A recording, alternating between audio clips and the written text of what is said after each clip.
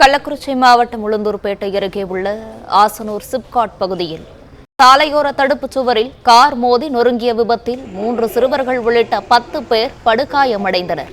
இது தொடர்பான கூடுதல் தகவல்களை தருகிறார் செய்தியாளர் ஹரிராஜன். ஹரிராஜன், வணக்கம். என்ன நடந்தது? இது குறித்தான முழு விவரங்களையும் வழங்கல. வணக்கம்.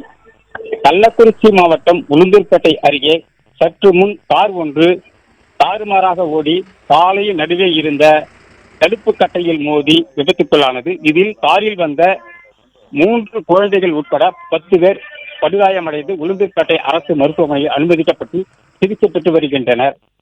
அதாவது சென்னை ஆவடி பகுதியில் உள்ள ஐயம்பாக்கம் பகுதியில் இருந்து திருச்சிக்கு ஒரு குடும்பத்தினர் காரில் சென்று கொண்டிருந்தனர். இந்த காரை திருச்சியைச் சேர்ந்த நூடின் என்பவர் ஓட்டி வந்தார்.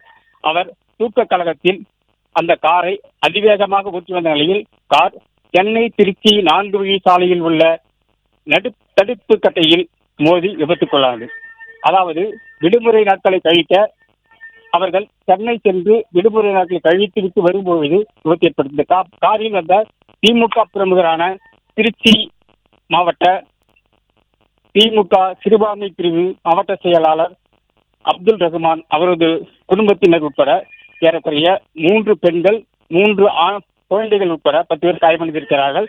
பிளே ஸ்டோர் மற்றும் ஆப் ஸ்டோரில் இருந்து பாலிமர் செயலியை QR கோடு மூலம் பதிவிறக்கம் செய்யுங்கள். செய்திகளை உடனுக்குடன் பெறுங்கள்.